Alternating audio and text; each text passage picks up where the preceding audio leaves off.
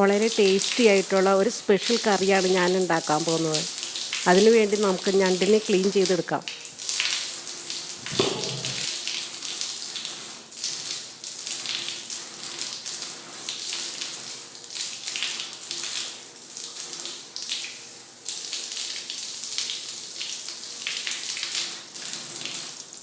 ഞണ്ടിനെ ഇങ്ങനെയാണ് പിടിക്കേണ്ടത്. ഇങ്ങനെ പിടിച്ചു കഴിഞ്ഞ് കഴിയുമ്പോൾ ഈ രണ്ട് കാലും നമ്മുടെ കയ്യിലേക്ക് വരാത്ത രീതിയിൽ പിടിക്കണം. ഈ കാല് കയ്യിലേക്ക് വന്നിട്ടുണ്ടെങ്കിൽ കൈ കുത്തി ഇറുക്കിയെടുക്കും. ഇതാണ് ഇതിൻ്റെ ഒരു പ്രശ്നം. അതുകൊണ്ട് സൂക്ഷിച്ച് ഇതിനെ പിടിക്കുക. അതുകൊണ്ടാണ് ഈ കെട്ടിയിടണേ. ഇനി കെട്ടയച്ചു കഴിഞ്ഞാൽ ഉടനെ അതിൻ്റെ കാലാണ് തല്ലി ഒടിച്ച് മാറ്റേണ്ടത്.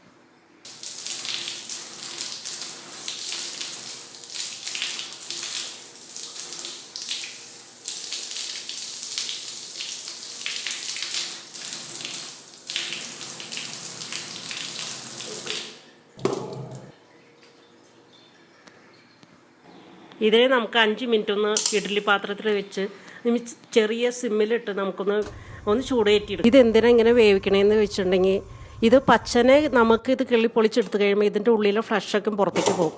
ഇതാകുമ്പോൾ നമുക്ക് കിട്ടുന്ന കറക്റ്റ് സൈസിൽ നമുക്കിതിന് അതിൻ്റെ ഉള്ളിലെ ഫ്ലഷൊന്നും പോവാണ്ട് മുറിച്ചെടുക്കാൻ പറ്റും.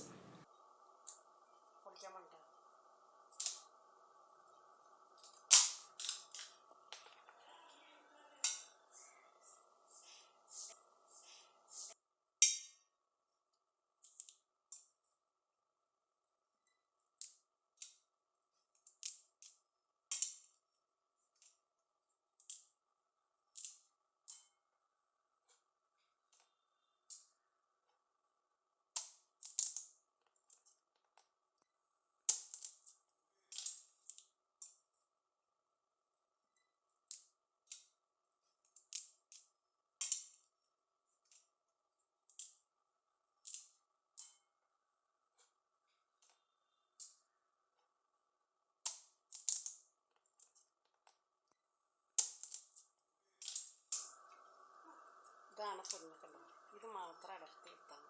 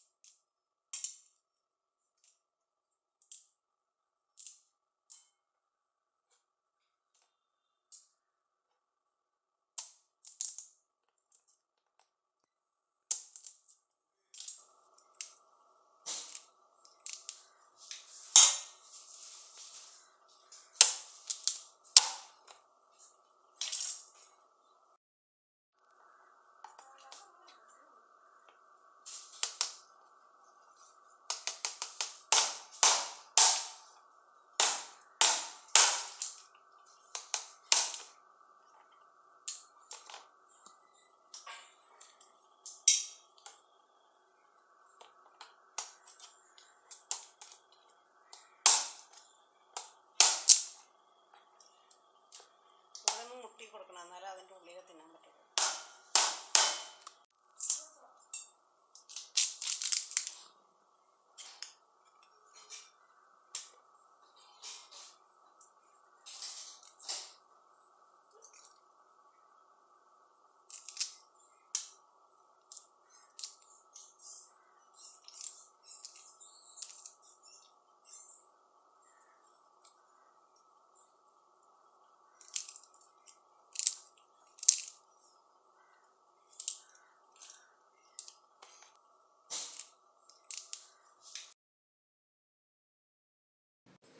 ഇത്രയും സാധനങ്ങളാണ് നമുക്കിതിനാവശ്യം. ഈ ക്ലീൻ ചെയ്ത ഞണ്ട് നമുക്കൊരു കറിച്ചട്ടിയിലേക്ക് മാറ്റാം.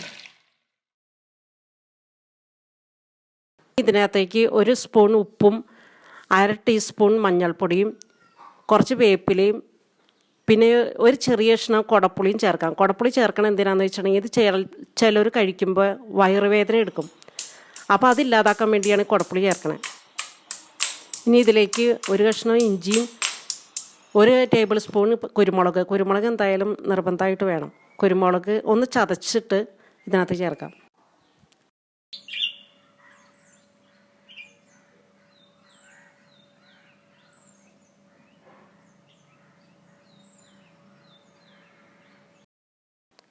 ഇനി ഇതിലേക്ക് 2 പച്ചമുളകും 1 ഗ്ലാസ് വെള്ളവും ചേർത്ത് നമുക്കൊന്ന് മൂടി വെച്ചൊന്ന് വേവിക്കാം. വേവിക്കുമ്പോൾ മീഡിയം ഫ്ലെയിമിലേ വേവിക്കാൻ പാടുള്ളൂ. ഇത് ഇടയ്ക്കിടയ്ക്ക് ഇളക്കി കൊടുത്തുകൊണ്ടിരിക്കണം. ഇല്ലെങ്കിൽ ഇതിൻ്റെ ഈ പൊന്നെന്ന് പറഞ്ഞൊരു സാധനം അതിനകത്തുണ്ടല്ലോ, അത് എപ്പോഴും ചട്ടിയിൽ കയറി പിടിച്ച് അടി പിടിക്കാൻ സാധ്യതയുണ്ടാവും.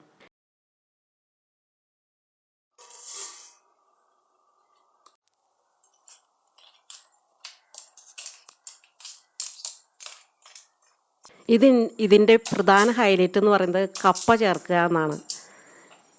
ഇതിനകത്ത് 1/2 കിലോ കപ്പയാണ് ഞാൻ ഇപ്പോൾ എടുത്തേക്കണേ.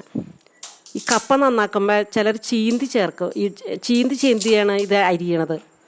നമ്മൾ ഏറ്റവും എളുപ്പത്തിൽ അരിയാൻ പറ്റിയത് ഇങ്ങനെയാണ്.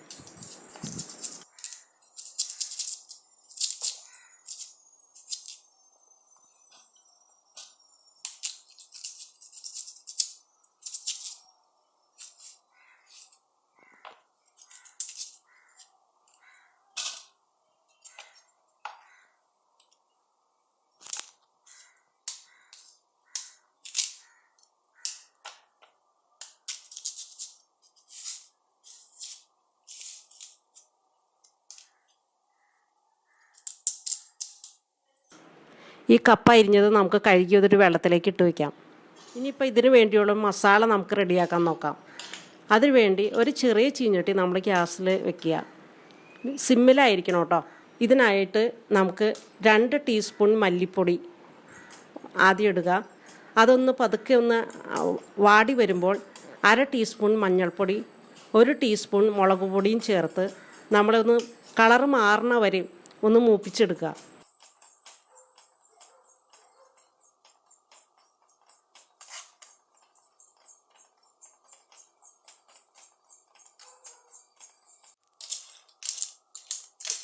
നമ്മുടെ ഞണ്ട് വെന്തു. ഇനി ഈ ഞണ്ടിലേക്ക് നമ്മൾ കഴുകി വെച്ചിരിക്കുന്ന കപ്പ നമുക്ക് വാരിയിടാം.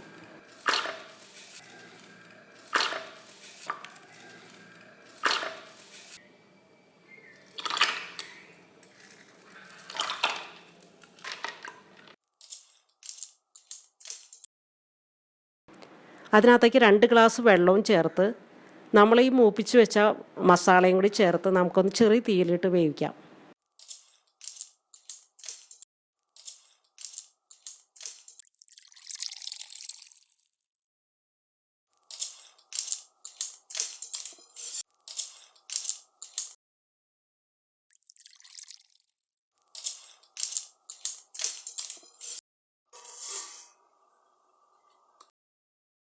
ഇനി ഇതിനകത്തേക്ക് നമുക്ക് ഒരു മീഡിയം സൈസിലുള്ള സവാള കട്ടിയായിട്ട് അരിഞ്ഞതും പിന്നെ ഒരു വെളുത്തുള്ളിയുടെ 3/4 ഭാഗം എടുത്ത് നമുക്കൊന്ന് അരിഞ്ഞ് ചേർത്ത് ഒന്ന് വേവിക്കാം.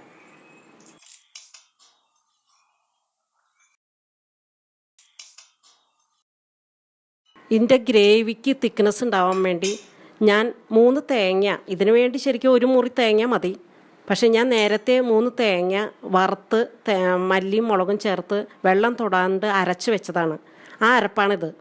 ഇതിൽ നിന്ന് ഞാൻ 2 ടേബിൾ സ്പൂൺ എടുത്ത് ചൂടുവെള്ളത്തിൽ കുഴച്ച് ചേർക്കുകയാണ്.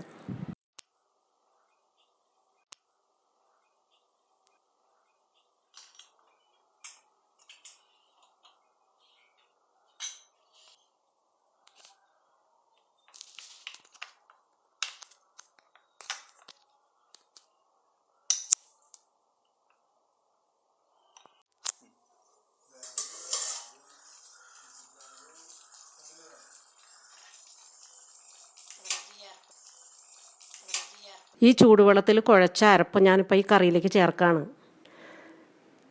കപ്പ ശരിക്കും വെന്തതിന് ശേഷം ഈ അരപ്പ് ചേർക്കാൻ പാടുള്ളൂ. ഇനിയിപ്പോൾ ഈ അരപ്പ് നമ്മുടെ കയ്യിലില്ലെങ്കിൽ നമ്മൾ ഒരു ടേബിൾ സ്പൂൺ കാഷ്നട്ട് വെള്ളത്തിലിട്ട് കുതിർത്തി ശരിക്കും അരച്ച് ചേർത്താലും മതിയാവും.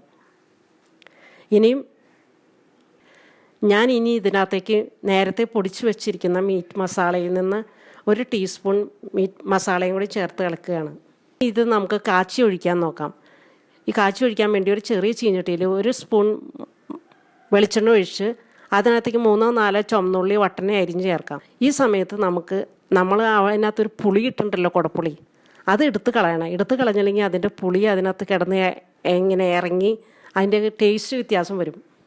ഇനി ഈ മൂത്ത് വരുന്ന ഉള്ളിയിലേക്ക് നമുക്ക് കൊല്ലമുളകും ഈ വേപ്പിലയും ചേർത്ത് നമുക്കൊന്ന് ശരിക്കൊന്ന് മൂപ്പിച്ചെടുക്കാം.